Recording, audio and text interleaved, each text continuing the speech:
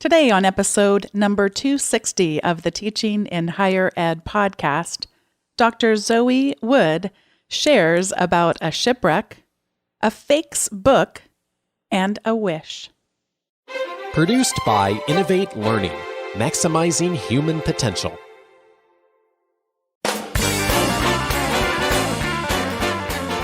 Hello, and welcome to this episode of Teaching in Higher Ed. I'm Bonnie Stahoviak, and this is the space where we explore the art and science of being more effective at facilitating learning.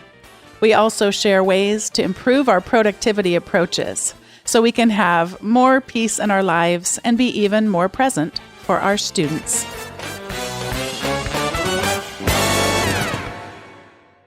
Today's guest is brought to me through my partnership with the California State University.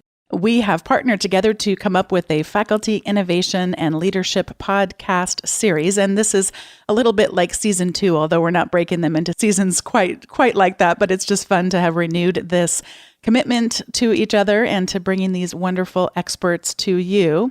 The individuals who are featured in this series embody the California State University's commitment to achieving their educational goals through innovation and leadership. And today's guest, Dr. Zoe Wood, is absolutely such an interesting person and has such interesting research and approaches to her pedagogy, whether it's creating computer graphics models of underwater shipwrecks, which you're going to get to hear about, or using art and creativity to help students learn computational thinking. Professor Zoe Wood's projects unite visual arts, mathematics, and computer science. Zoe, welcome to Teaching in Higher Ed. Thank you. It's great to be here. I have about 50 tabs open in Chrome right now and also open in my brain. There is so much we could talk about. Why don't we start with you just going back to how did you find more of an interdisciplinary spirit in a world that seems very much to me to want to isolate disciplines as we move up in our academic work? Well, like many women actually in computer science, I had an untraditional path to the discipline. I actually did an undergraduate degree in liberal studies before I found computer science. And so I had completed a BA and was working in an office as a secretary and was finding I was really not fulfilled. And I thought, well, I'm just going to go back to school after work and take a programming class. And it turned out I loved it. And so I actually went back to school as an undergraduate. So I already had an interest in the liberal arts, but then while taking computer science classes, I stumbled into a class on computer graphics, which is primarily actually a math class. But using mathematics and computer programming, you're able to create visual assets, so programs that make pictures. And in that class, I just realized that I could have both parts of my brain, the programming logic part, which I love puzzles, I love programming, but I also love visual arts and I love liberal arts. I love the fact that we can think about the world from these two different parts. So from that one undergraduate class, I went on to graduate study where I focused on computer graphics for my PhD. I don't know if you have ever come across Lynda Barry's work. That's Lynda. She is a comic artist, and she wrote a really wonderful book called Syllabus. I love Lynda Barry. Oh, yes, and I have read Syllabus, and in fact, I actually have taken some of the things that she suggests in Syllabus and applied them in my computer science classes, which my computer science students sort of hate and sort of love. She has some really short exercises on having students do drawings. And I actually do those weekly in my classes to have students like either draw them finding a bug in their program or draw me how they visualize their program or draw themselves. I tell them to draw themselves being the master of code because I think it's really important for people to push themselves creativity and also it's really important for students to visualize themselves being successful and their learning process. Those are shown to be really important educationally. So yes, I'm a weird computer scientist. I love Linda Berry and I make my students do drawings. Well, as I was looking, I'm fascinated by this because as I was looking at your classes that you teach, I started chuckling because I thought, well, could you just pick any more classes to teach where so many of us have these self-limiting beliefs? I can't draw. Yeah. I can't think. Yeah. I can't do computer stuff. I'm not technical. And so what are some of the ways that you have employed to try to overcome those self-limiting beliefs? Yeah, it is interesting. I really encounter both people feeling really frustrated about programming, and then certainly I get a lot of resistance when I'm asking computer scientists to draw. And I think part of it is myself. I'm willing to be vulnerable. Like on the board, I'll draw for them. I'm like, this is how I imagine this computer program. So I think role modeling is important, and I do try to also give them little scaffolded, there's actually this cartoonist Brunelli who has really simple rules for how you can do drawing, which I talk to the computer scientists about. And with programming, when I have art students in my intro class, I really try to bring computing to things they know. Computing is something that is very formalized and automated, but the general rules, the logic, the Boolean algebra is something that humans do all the time. I talk about if you wake up in the morning and it's sunny, you decide to wear your shorts, not your pants. Like that's a simple logic decision. So everybody can access that part of their lives, the logic part. It's just figuring out how to translate that life logic into this automated machine space. We hear stories often of faculty who really take advantage of their graduate students to extend their publication counts and whatnot. And you're the exact opposite of that. And one of the things I just see so clearly in your work is being able to foster the interests of your students and then help them connect that with their learning.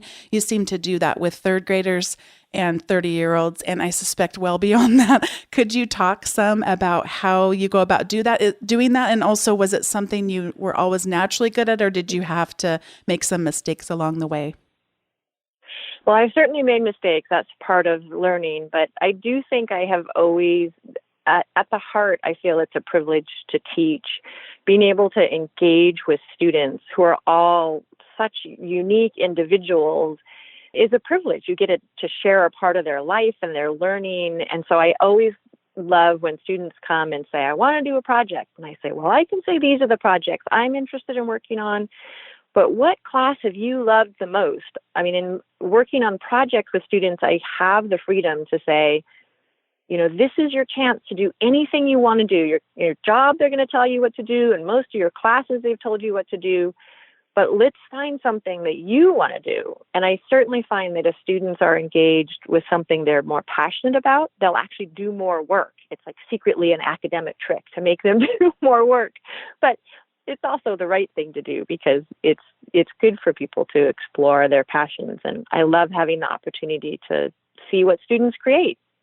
I suspect that what I'm about to share is not a binary choice for you, but I'm curious if you find it more helpful to more often of the time let them think first about their existing interests and passions and do more of a blank slate sort of thing. Or you mentioned Brunelli. Is that how you pronounce his name, Brunelli?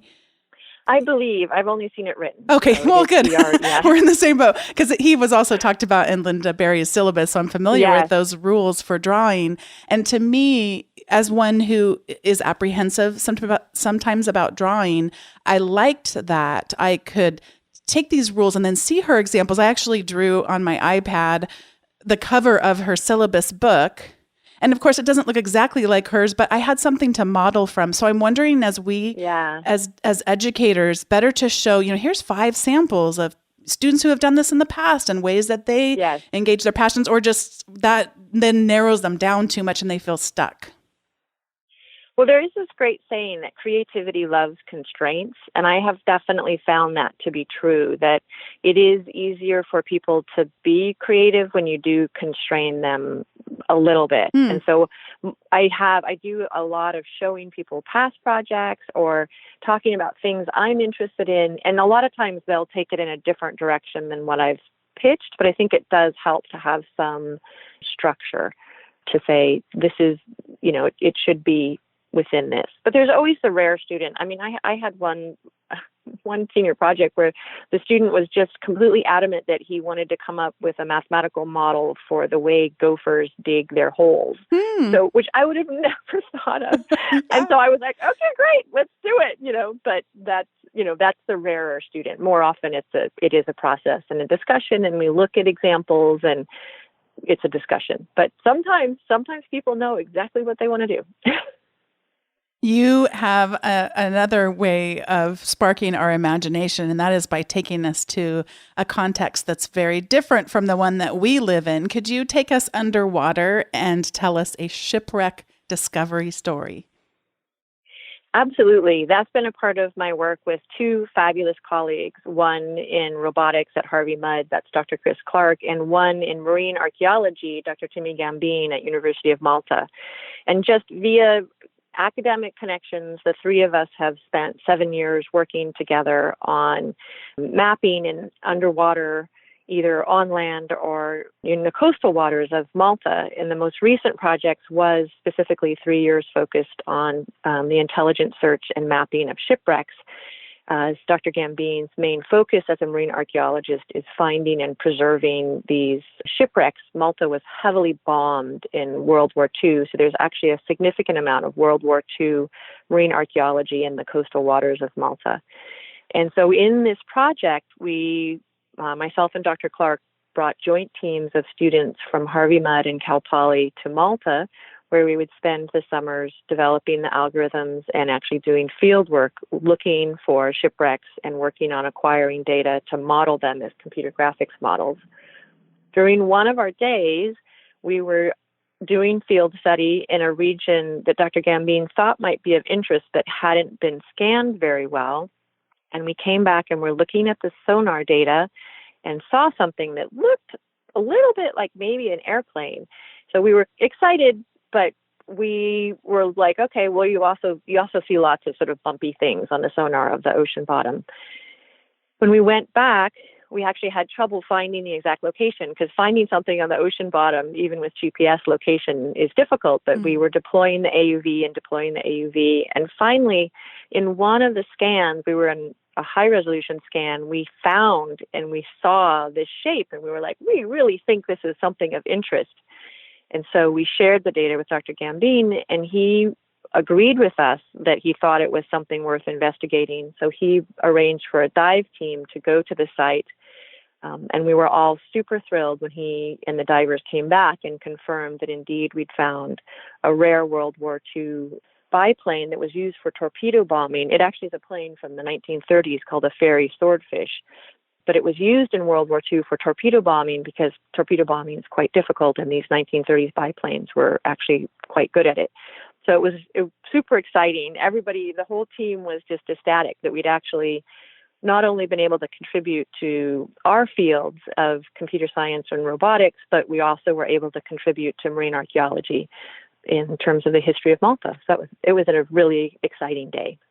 You mentioned about science being done as a team. This is, and we recently in the news heard about the discovery or the ability to photograph the black hole for the first time, which was so exciting.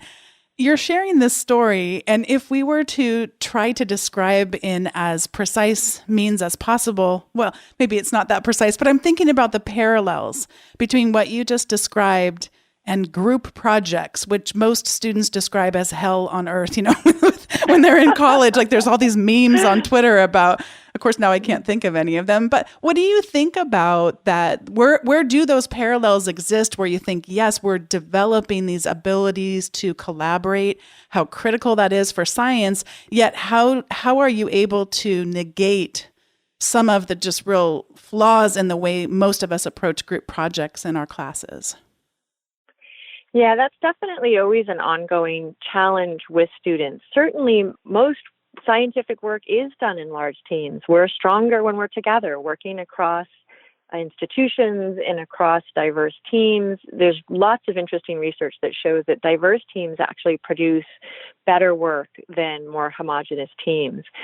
But it is difficult. I'm currently teaching a class where students are having to build large software projects in teams. And I had team meetings yesterday where 3 of my teams want to divorce each other. They're just really frustrated. But it's a part of the learning process, is learning how we can work to be stronger together, to focus on communication and to focus on establishing clear roles and communication standards and showing up. So it is difficult, but it's also a really important skill for all of us if we're going to move forward on some of the big problems our world is facing. Practicing to work in a team isn't always comfortable for students, but it's something we all need to do so we can help tackle these big problems. I think it's fascinating because, and by the way, thank you for sharing that. You're going to make me, I might have to just have that on loop sometimes for myself to go, we can be doing the best work we're really trying to do and still have those things emerge. And sometimes those are actually, even though it's hard to admit, they're desirable difficulties, because if they could have those kinds of experiences when they're young, then maybe they're going to be more equipped to be able to, as you said, produce greater findings for the world of science and make our world a better place. But I was also thinking about just how we have this like students this and students that. And so what about the rest of us? Because I don't see the rest of us having this thing mastered either. Yes, we all could use more practice on good teamwork, but it's worth it. One of the ways that you are making the world a better place is making STEM more hospitable to women and helping women thrive in it. Could you tell us about WISH?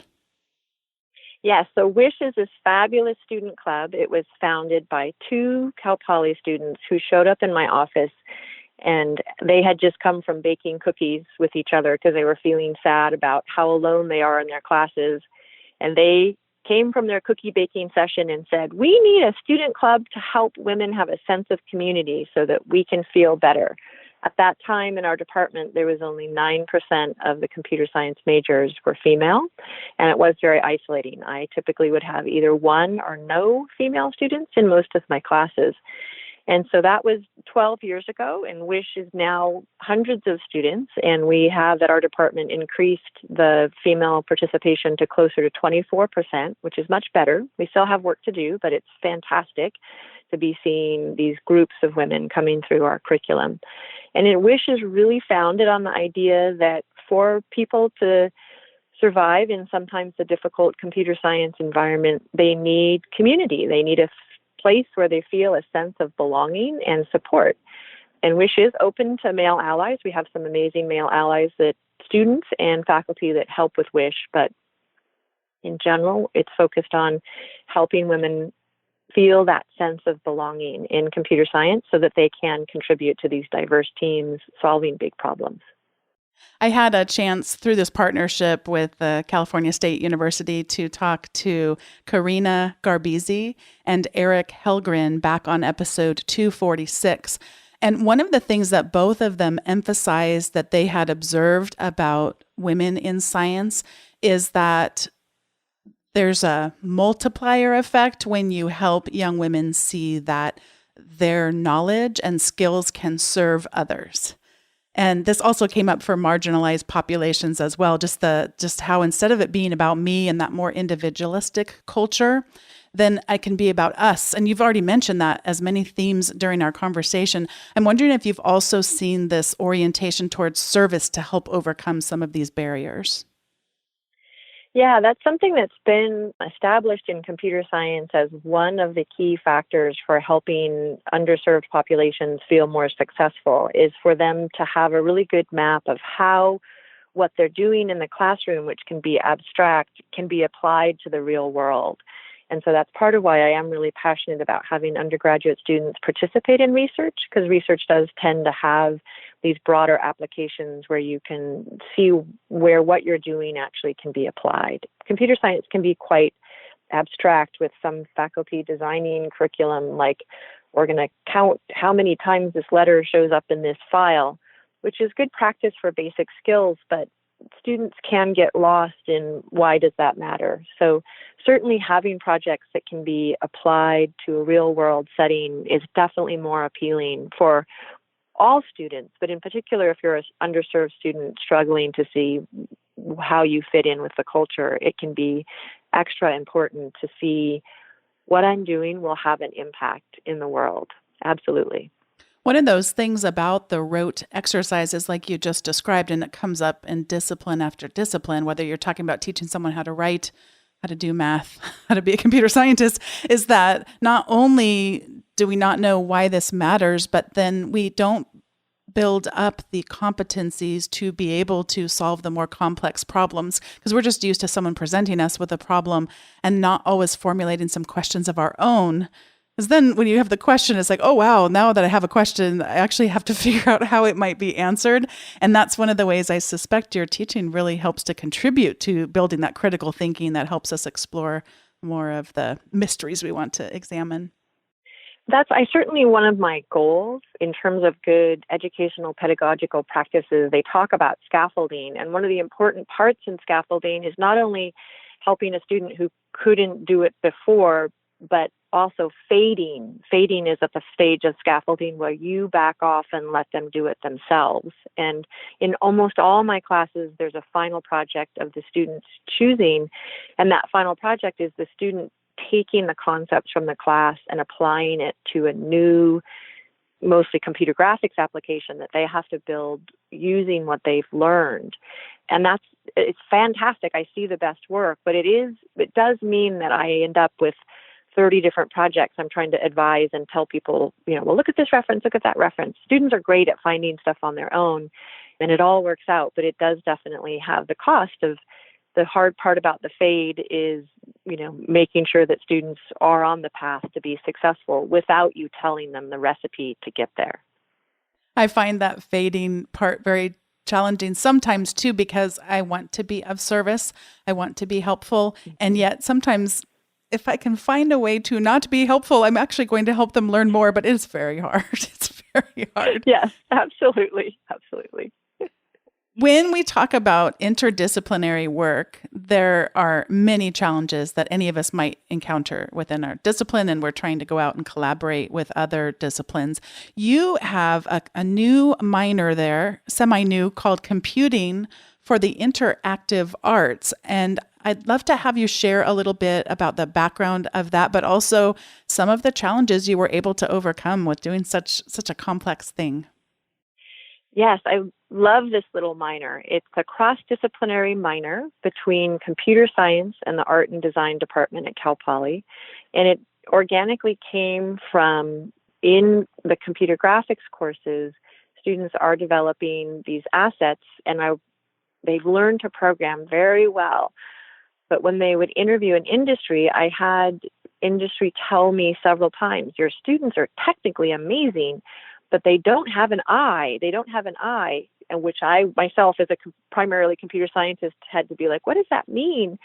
And through working with industrial advisors, they really said they need to know art and design principles. They have to be able to not only build a computer graphics program that has all the math to make these pictures, but the picture has to look like something someone wants to look at. So via this amazing collaboration with my collaborator in art and design, Dr. Enrica Costello, she's in digital media, so she teaches some of the art classes that most closely touch computer science. It took us years to get these two departments to work together and to consider this minor that has classes both in art and design and in computer science. And certainly the interdisciplinary part was challenging. I was told by some of the people in the art department that what we were doing is not art, and certainly the art and design students struggle with the difference in the culture and computer science. But what we're seeing in the minor when we've looked at initial demographics is that the minor is attracting a fairly diverse student body. And the students, this is in our third year, they're being able to produce, these art and design and computer science students are producing really interesting capstone projects. For example, the most recent group, they designed a virtual reality experience to test biofeedback on anxiety and stress during completing a task in a virtual reality setting. So they made a virtual reality experience, and they had a heart rate monitor attached to their users participating in the user study to try to figure out when the people were in this virtual reality experience, which was a broken shipwreck, and they had to complete tasks to fix the ship, which tasks were most stressful. And the goal was to design an experience that then you could then help people manage stress and anxiety during task completion if we could figure out which things were most stressful and how the system worked. So that's just this great project, right? You wouldn't think of art students and computer science students coming together and making a virtual reality experience about stress, but as students, they all experience stress. So I think they wanted to find out, like, can we use this to practice managing stress? So that's one example of the Cast Zone project. Absolutely fascinating. And I know I'll be able to link to some of the other, at least the master's theses that you supervise, because those are really fun to go explore. So I'll put those in the show notes for sure, along with every other link I can find for the show. Your work goes underwater. It's above water. it's interdisciplinary. It's with partners in industry and in business. Well, it also extends into K through 12. Talk about your work in that context. Yes, I'm super passionate about broadening participation in computer science. I feel so strongly that technology is just more and more a part of all of our daily lives, and that for that technology to most reflect the needs and to help us solve the problems that the whole world faces, we really need the computer scientists and computer engineers to reflect the population of the world. And the way to have that happen is to make sure that the general public get a chance to experience what is computer science at an early age so they can demystify it and feel like, oh, this is something I could do. So I've worked with both a high school and an elementary school on designing these year-long curriculums to help broaden participation in computer science. And I'm most excited about the high school curriculum. It's this year-long introduction to computer science called computational art. And it focuses on both art and design principles so that the course can actually fulfill the UC fine arts requirements. Because one of the challenges in high schools is it's really hard for students to fit computer science into their very full high school schedules. So students can have a space to explore programming, but they're simultaneously fulfilling their fine arts requirement because the projects require them to apply art and design principles to creating these computer program assets. And that class is in its fourth year, and this year it's taught by amazing high school teachers. It was so popular. There's 2 sections of it, and of their intro courses, it has the highest percentage of female students. It has 37% female students. So I'm very excited to have the opportunity to help the high school develop that curriculum. I also love working with elementary schools. I work with the largest public charter in Santa Barbara, and I have an amazing 5th grade teacher. He's just been fantastic. 4 years ago, I modeled teaching the programming, and then I would do it in one lab, and then he would teach it himself in the next lab. And from that, he's been doing it on his own for 4 years, and he's exposed hundreds of these 5th grade students to basic programming concepts. And it's just so exciting for me to see that students, 5th graders, can be doing some basic programming and just all of them participating. It's not a special class. It's not after school. It's 100 kids every year get a chance to see it. Most of us know about Facebook, but maybe not quite as many of us know about Fakesbook. Would you tell us about this NSF-funded research of yours? Yes, Fakesbook is one of my recent projects, and that's part of what I love about computer graphics is because visualizing data is important for all discipline. This has been my chance to interact with a really great colleague in security, specifically focused on privacy. And this joint project came about exactly when my older son was starting in junior high. So I was really becoming aware of young people's exposure to social media and potentially the fact that they didn't quite understand the extent of the social media connections.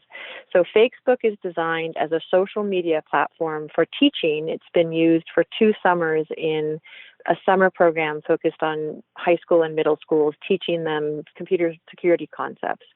And the Fakesbook platform is a social media program that allows students to make a social media account with a very simple profile, But instead of just showing them profiles, it also shows them the social network graph of how they're connected to everyone, and specifically how different data in their profile can be seen by other people. So it's a visualization to help the students see, when I make this account and I friend this person and they friend that person, and then I set my data to be seen by friends of friends, exactly how many people that could actually turn out to be. And so it's been used in this summer camp to introduce students to concepts of security and privacy. And we encourage students to use it in this adversarial way, so they can think, they split into teams and try to market products to the other half of the team just based on using the social network graph information. So you get to think about adversarial thinking is super important for computer security.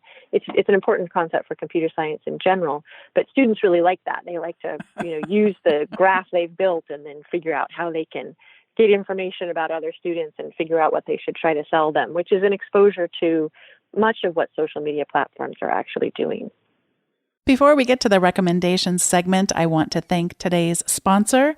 Today's sponsor is Text Expander, and as you may remember from past episodes, Text Expander is an essential tool for me to speed up repetitive typing tasks. It's as easy as coming up with what they call a snippet, a few letters, a few characters, whatever suits your needs. And those shorter characters expand to either larger things like a letter of recommendation for a student where you fill in the details, or something shorter but harder to remember. For me, for some reason, my work phone number. Text Expander lets us take control of our time and productivity. And we can insert words, phrases, forms, templates, and more with just a couple of key clicks everywhere that we might type. This is including on our computers as well as on our other devices. If you'd like to learn more about Text Expander and get 20% off your first year, visit textexpander.com/podcast. You won't regret it for all the time that it will save you. There's also a team edition, so you can spread out the time saving and also the consistency in the quality of writing across an entire department.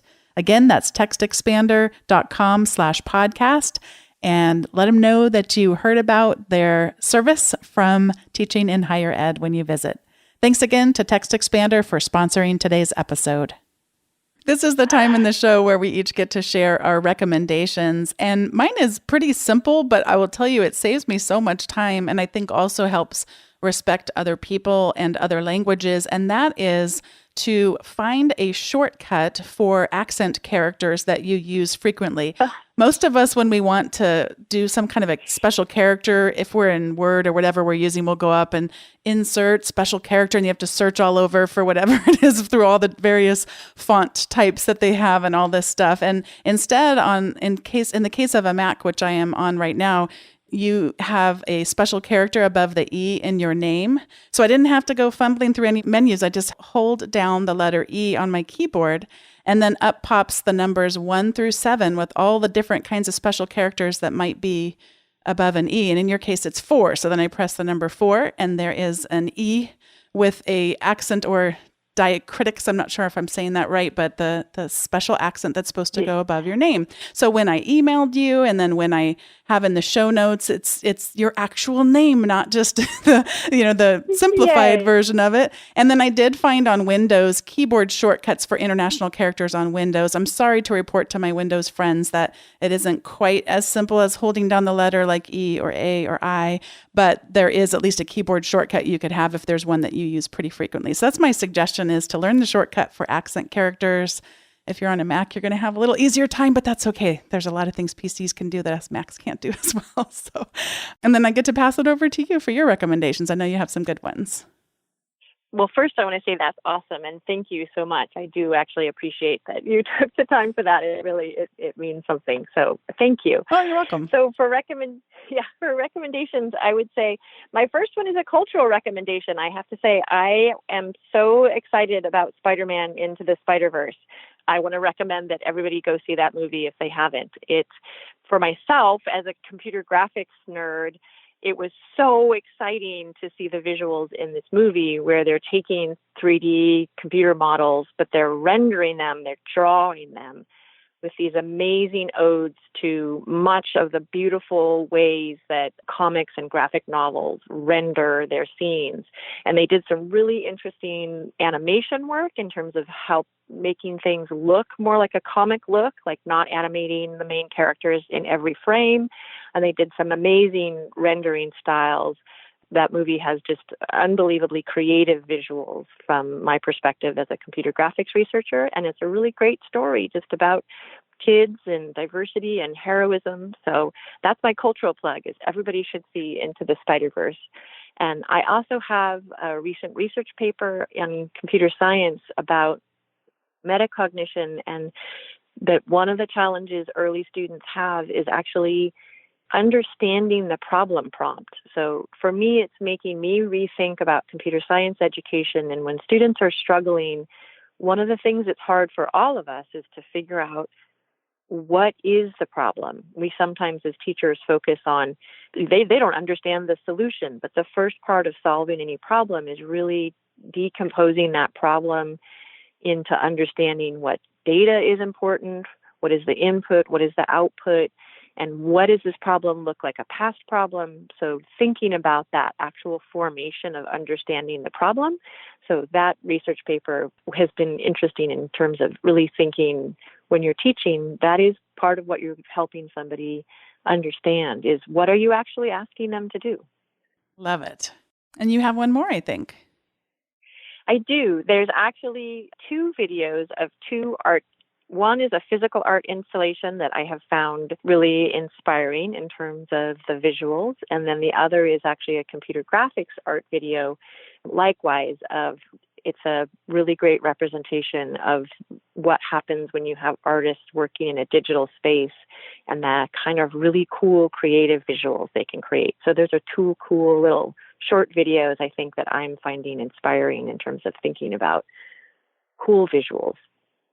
Zoe, it's been such a pleasure to be connected with you this way. I don't even want to close down the 50 browser tabs I have open. I might have to save them just to reminisce about getting ready to have this conversation. And then you exceeded my expectations, which were already very high for what I knew was going to be a fascinating conversation. Thank you so much for your time and expertise.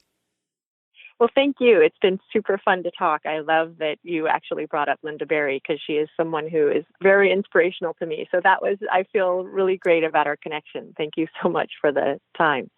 It's been a pleasure. What a pleasure it was to speak with Dr. Zoe Wood as a part of the Faculty Innovation and Leadership podcast series through my partnership with the California State University. Thank you so much for your time, Zoe, and I love your inspiration that you provide to all of us. Thanks to each one of you for listening. I would love to have you share the episode with one or more of your colleagues, or get in touch with me if you're on Twitter and want to connect. I'm at BONNI208. The podcast is at TI, as in teaching in, higher ed, as in higher education. Would love to connect with you in either or both of those accounts. And thank you so much for listening and being a part of this community. It's episode 260. Hard to believe. So much time has passed since June 2014 when it all started. I look forward to seeing you next time.